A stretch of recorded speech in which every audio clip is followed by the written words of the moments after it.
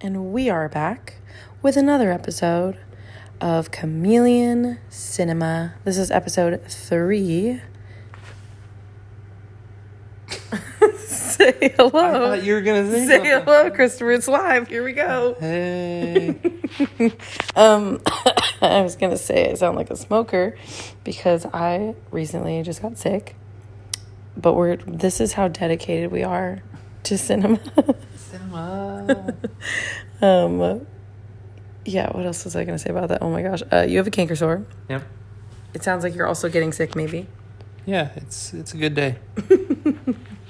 This is like the most consistent we've been with like literally anything else in our life right now. Ever. So we are winning and we're pushing through. Again, no edits. This is going to be simple. We can't complicate our life right now. Like, our life is already so busy all the time. I ain't got no room and no time for edits and fanciness. So the movie pick this week, if you are tuning in, if you are joining us, honestly, I feel like we've done a pretty crazy variety. Kind of unexpected. Yeah, we went anime this week. Yeah. Which is your choice. Mm-hmm. This is your pick this week. But I had never seen this. Yes, that's why I chose. And you had seen it once? One time when I was like a long time ago, yeah. But, so this, to me, was very different compared to any other Ghibli film. What film are we talking about? I already said. No, you didn't. No. Okay. Sorry. The movie pick is Princess Mononoke, made in 1997. Are we keeping this? I'm a little nervous. I think we have to. Yes, Princess Mononoke. I had seen it once.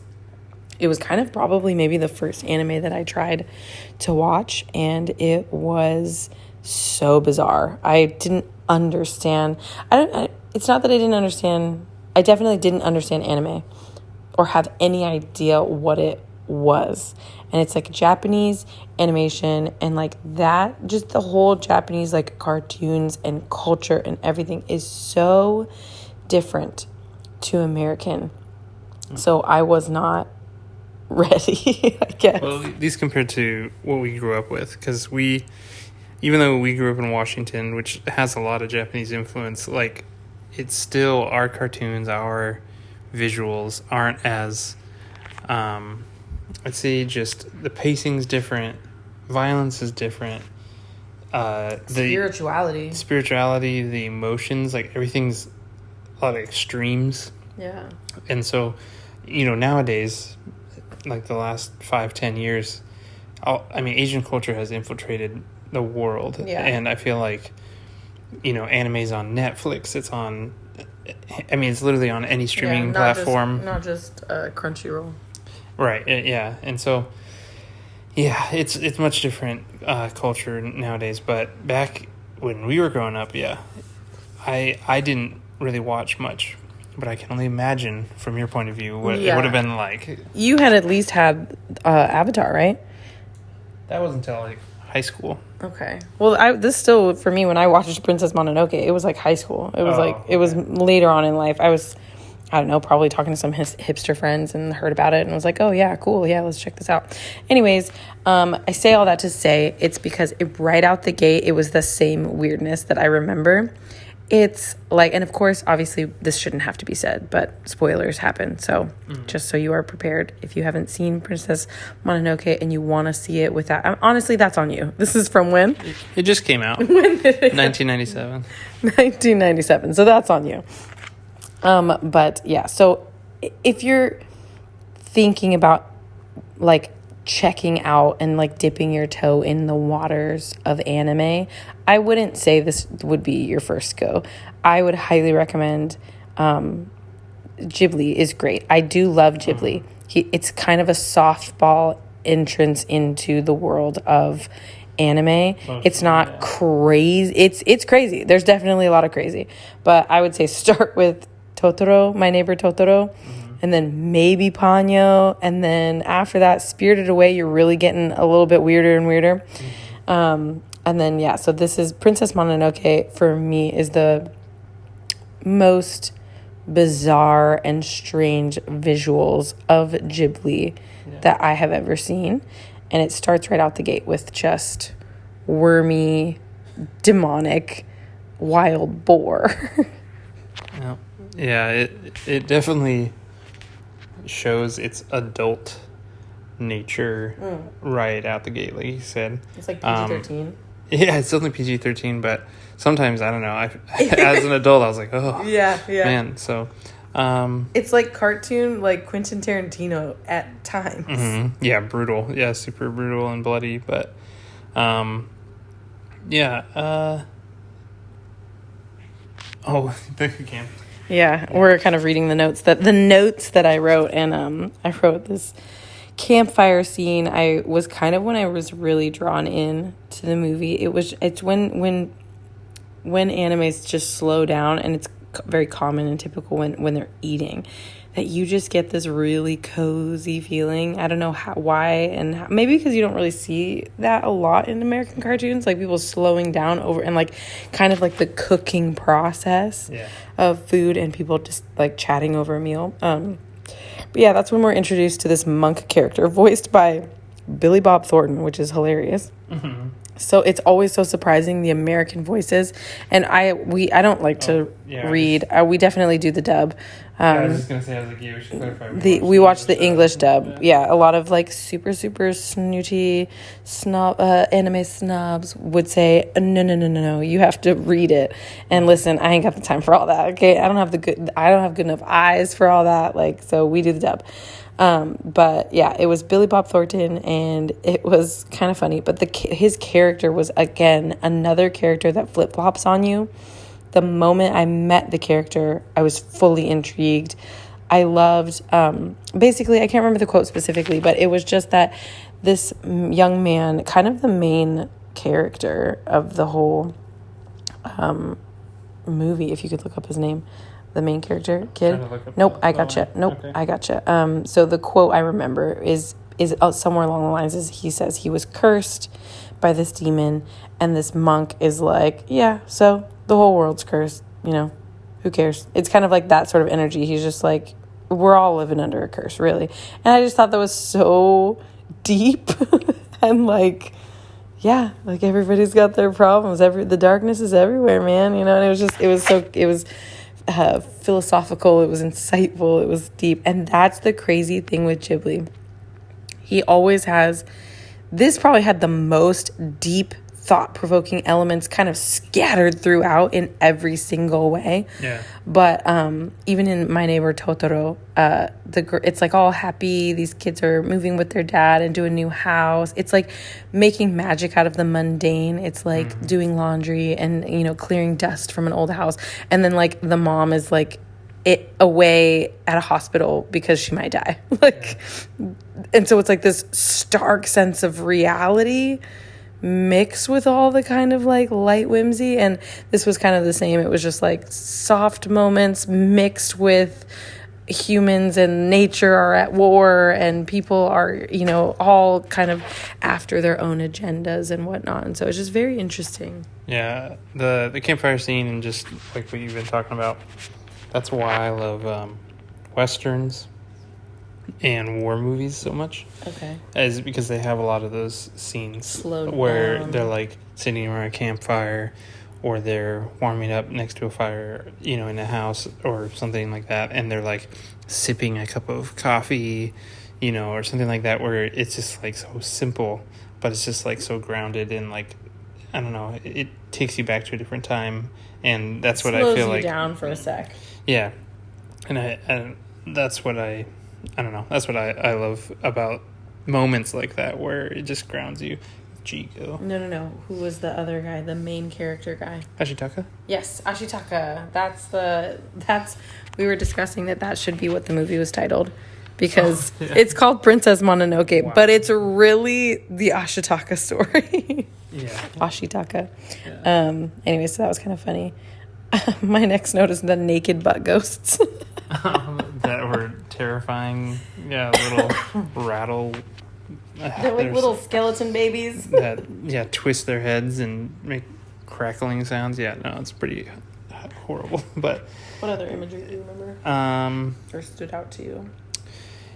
Yeah, I don't know. Like, I mean, what I always love about Ghibli is the nature, the visuals. Like, they had a lot of wide shots of landscapes, and like, I mean, they look like paintings. It brings you back to. It's just so good. Yeah, it brings you back to like old Disney, like old classic.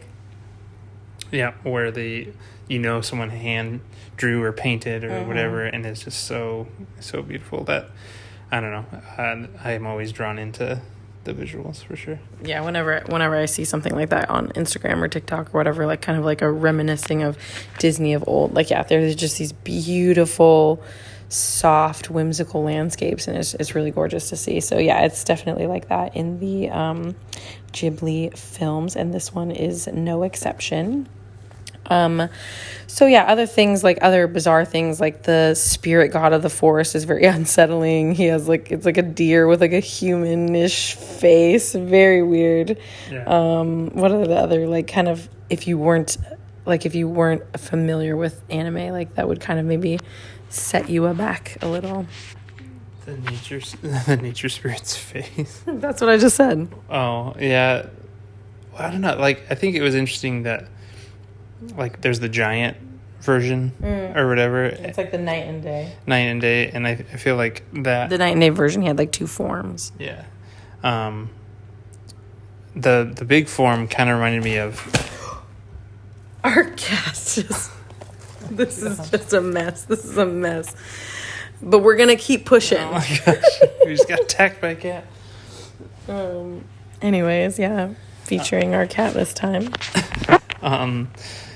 I just think of, I actually thought of Magic: The Gathering. I used to play that, and they had these giant forest spirits and forest like creatures, and it just kind of reminded me of that. Like, I don't know, this like just epic, like skyscraper of a figure, like taller than the forest, walking through.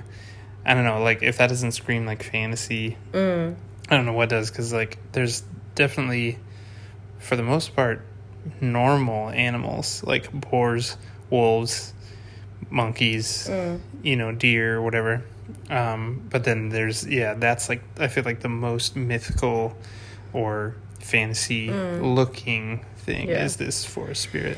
And everything in like the Japanese animes oftentimes is deeply spiritual, even as simple as Totoro, and that's kind of like my baseline. Even as simple as that, they're talking about like, oh, the dust in the attic, like, are these like little spirits of of a house or whatever. Or Totoro is a spirit too of like the forest, or whatever. And so it's always, they always depict spiritual, demonic gods, just mixed in with the everyday cartoon, the everyday storyline. It doesn't matter. It's just all mixed in. And I would say that's a very whimsical and like magical visual of how they really are in Japan. Like in Japan, they really be out here throwing, is it soybeans or edamame beans to like ward off like a demon. Like that's like a festival, a thing that you do at a festival. There's like fire festivals for this demon. There's shrines literally everywhere. New Year's, they go up to a shrine and pray. That's just one of the things they do. They also like have to clean their house to cleanse it of things. So they're very hyper spiritual people. So like, of course, in this film, and let me give you a bit of the premise, in this film, it is kind of nature people kind of living in tune with nature, coming up against other people who are pushing industry and iron and kind of like mining of the mountains and deforestation and things like that, and all of that coming to head with a very mythical time in nature where creatures were godlike, and like the more that the humans kind of take that away, they become more stupid. Like the animals lose their sense. It's definitely a turning point. It feels like in it, and it's almost like a small industrial revolution.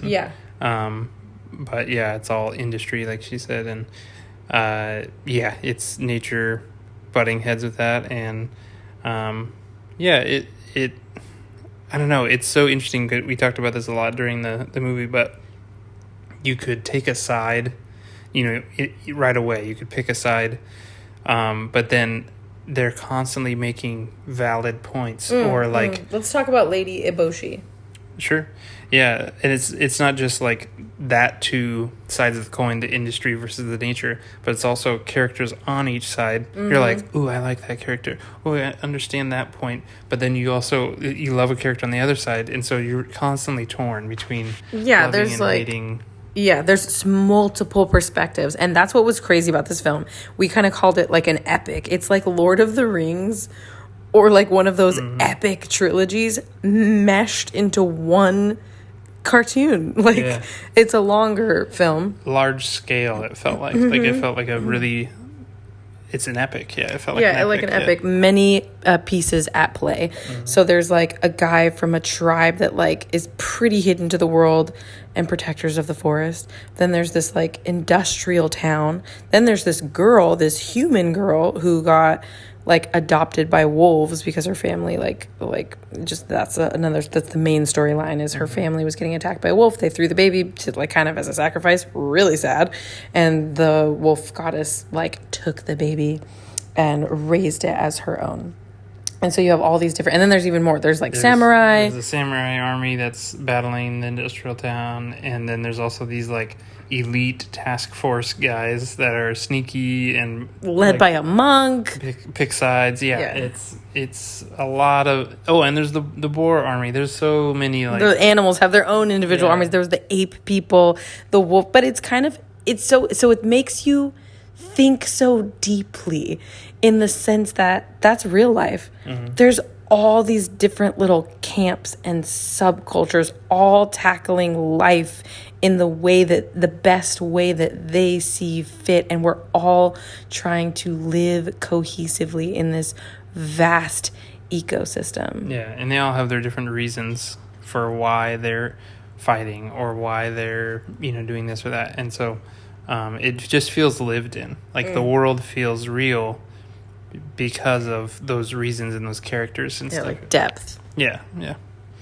So let's go to Lady Eboshi. So we like to analyze characters, of course, because someday we both love to write books, write songs, write things from different perspectives, and just character creation is just always so fascinating to both of us.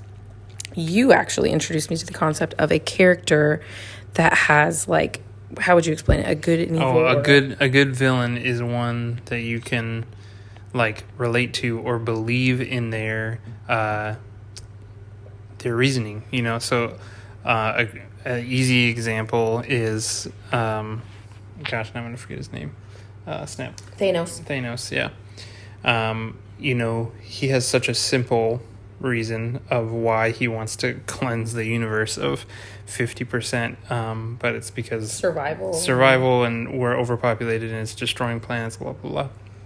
So you're like, okay, you're kind of justifying that, but on a deeper level there's characters that you like Lady Eboshi, where you see the bad that she's doing with the forest and her kind of greedy nature, but then you see this flip side where she has such a charitable heart for these women and these lepers and all stuff, and so you're torn. So to explain her a little bit in more depth, because she was one of my favorite characters because of that dynamic. You're introduced to her kind of leading these soldiers with grains of rice through this kind of barren land, and they get attacked by wolves, and she's just like fearless. So your first impression is, look at this woman leading these ranks. She's out there in the front. She's not hiding. She's not cowering. And these like people are dedicated to her. They're very dedicated to her and her cause. And, and then you lead her there. You get led into Iron Town, which is like her town that she's created, built kind of from the ground up. And it looks kind of gross and disgusting. And you're like, oh, so she's kind of causing this stuff, and that's why the wolves are attacking her, because they're mad at like what she's doing. So then you kind of feel that justified from the other side. You're like, oh no, good that they attacked her, you know. Then you find out that the people that fill her town are all outcasts and people that wouldn't otherwise be left. She just saw more potential in them. So the women are all brothel women, which I found very interesting on multiple levels, in the sense that, you know, any sort of brothel woman, they generally would have a mistress, or a madam.